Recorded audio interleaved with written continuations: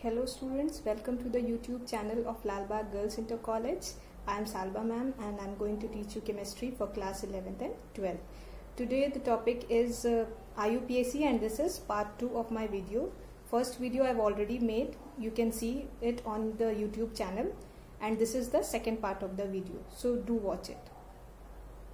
So students, this is the second part of IUPAC and today I will teach you the rules for nomenclature of IUPAC. Right? Now we will start. The first rule is select the longest carbon-carbon chain. In any of the compound which is given to you for the naming, first what you have to do is you have to select the longest carbon-carbon chain. For example, this is an example, right? For example, if I will take this chain 1, 2, 3, 4, 5, 6, there are 6 carbon.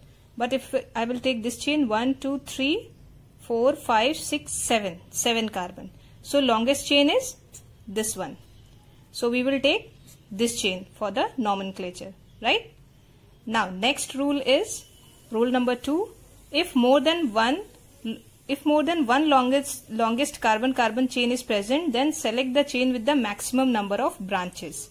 Suppose if more than one carbon-carbon chain is present and both are long chains, so which one we will select? We will select the chain which has the highest maximum number of branches, right? Now suppose in this chain 1, 2, 3, 4, 5, this is 5 and this is 1, 2, 3, 4, 5.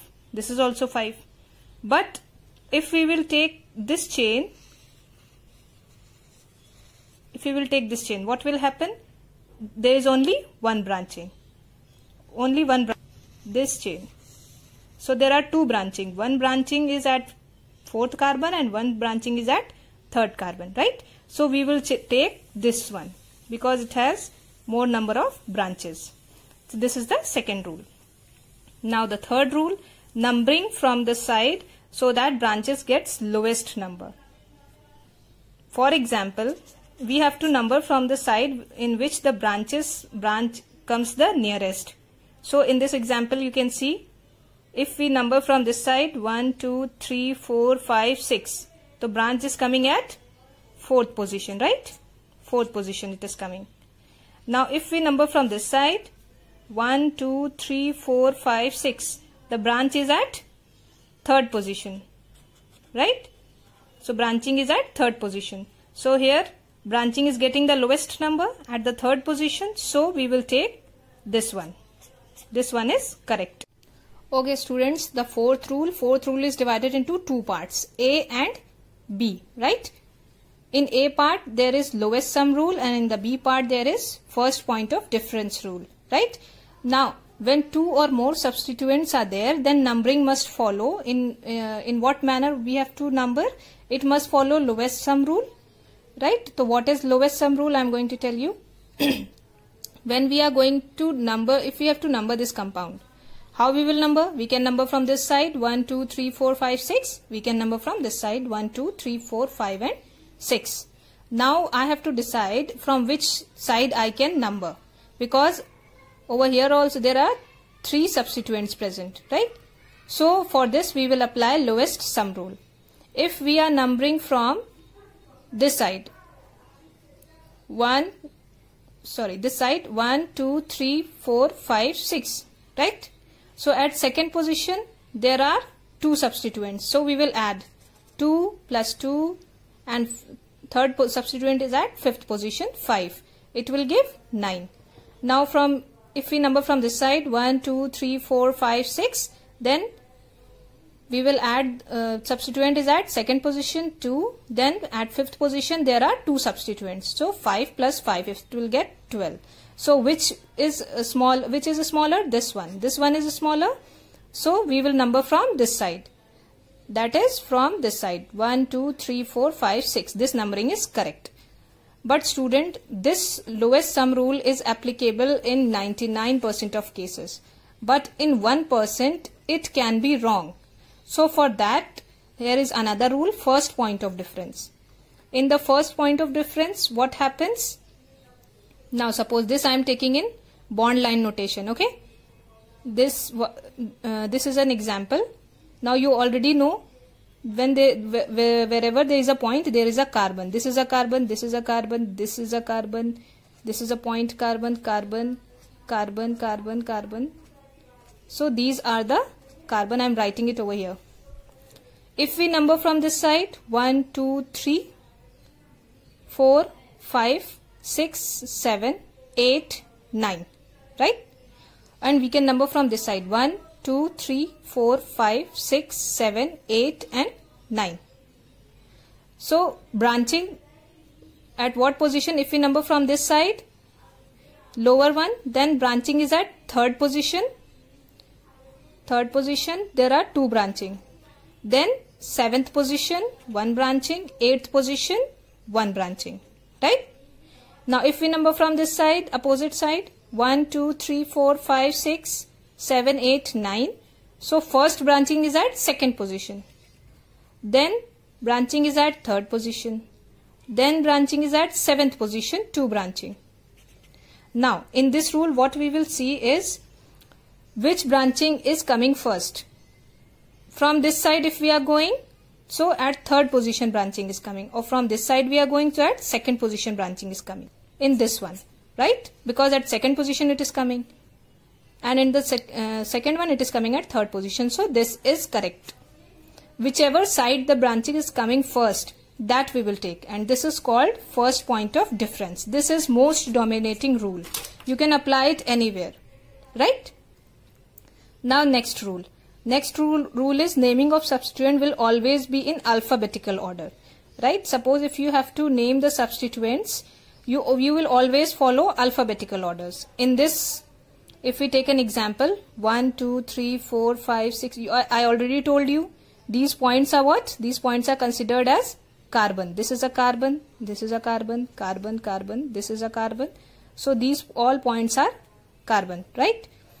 So if we have to number, how many are there? 1, 2, 3, 4, 5, 6, 7, 8. 8 are there. From which side we will number? If we number from this side, 1, 2, 3, 4th position, branching is coming. If we number from this side, 1, 2, 3, 3rd position branching is coming. So we will number from this side.